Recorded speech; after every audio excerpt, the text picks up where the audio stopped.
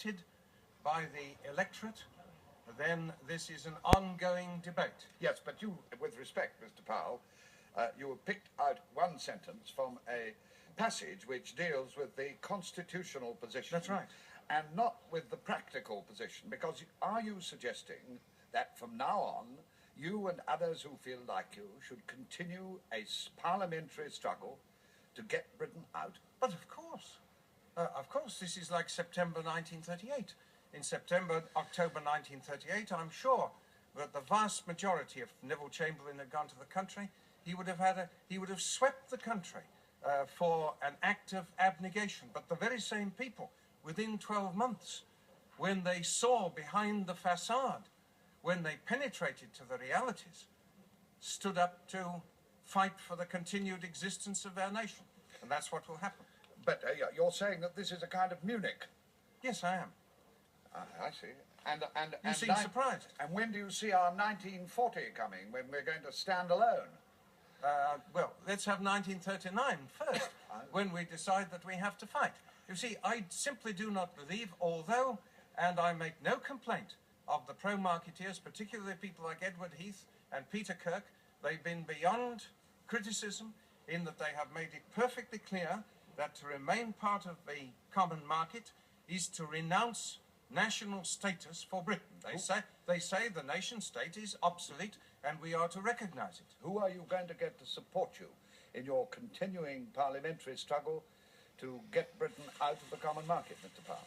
Well, as the House of Commons, week by week, has to debate the consequences of being in the common market, it will, as it tends to do, filter through to wider and wider areas that they were rightly told by people like Edward Heath that this did in fact mean that they would become a province in a new state. Well, now, I do not believe that when that is realised, that it will be assented to. I'll come to Mr. Whitelaw, who's down at the Waldorf Hotel listening to us in just a moment. But well, may I put one point, Mr. Whitelaw, may I put one point to you, Mr. Powell, that I remember you 2 or 3 years ago, when you were still in the Conservative Party, at the party conference in Brighton, predicting with total conviction and certainty that this country would not go into the common market.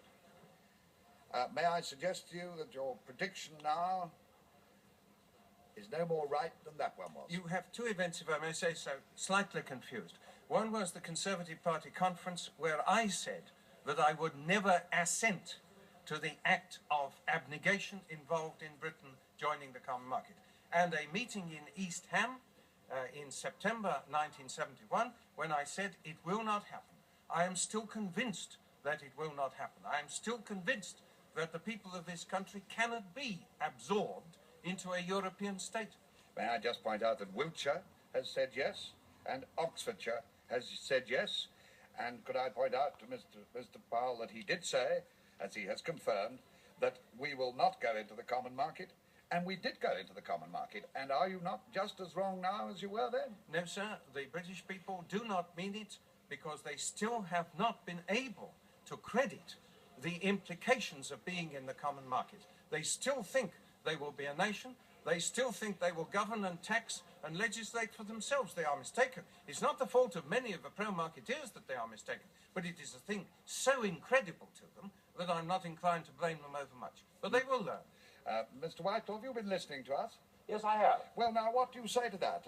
A parliamentary struggle led, or perhaps solely carried on by Mr. Powell to get Britain out of the common market on the basis of this clear and unequivocal statement in the government pamphlet that our membership will depend on the continuing assent of Parliament. Well, Enoch Powell, of course, is entitled, as always, to say what he intends to do. And I don't dispute what he will do, because I'm sure that is exactly the line he will take.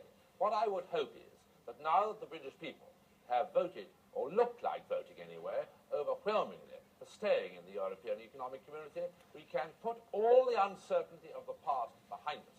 And we can now go forward as constructive partners in that community, sharing with our partners exactly how that community should develop in the future to the benefit of all its people. Do you think, Mr. Whitelaw, that this common market campaign has perhaps had some effect in reopening the question of how the Conservative Party should be led, because many people are remarking on the tremendous personal resurgence and revival of popularity of Mr. Heath. May I point out that Durham has said yes, and come back to the point that people are saying Mr. Heath is making a tremendous political comeback, and who can know what will happen? Well, of course, the first thing I think one ought to say is that the Conservative Party, as a whole, has overwhelmingly supported Britain staying in the European Economic Community. Indeed, an enormous part of the result and what has been achieved is due to those people who normally support the Conservative Party. So you're I am saying delighted. I am delighted about that. I think it's very important indeed. Margaret Thatcher made it perfectly clear that's what she wanted our party to do. That is what our party has done. Certainly, Ted Heath has had an enormous success in this campaign. He is the person who, as Prime Minister, took us into Europe. I was proud to be one of his cabinet ministers at that time. He did it, and he has shown to the country the great conviction he had behind doing it. So you're saying, that's an enormous achievement. So you're saying, Mr. Whitelaw, that the chairman of the Conservative Backbenchers Committee, Mr. Edward Buchan, was talking tripe the other night. Mr. Buchan must talk for himself. Was he talking sense, in your view? No.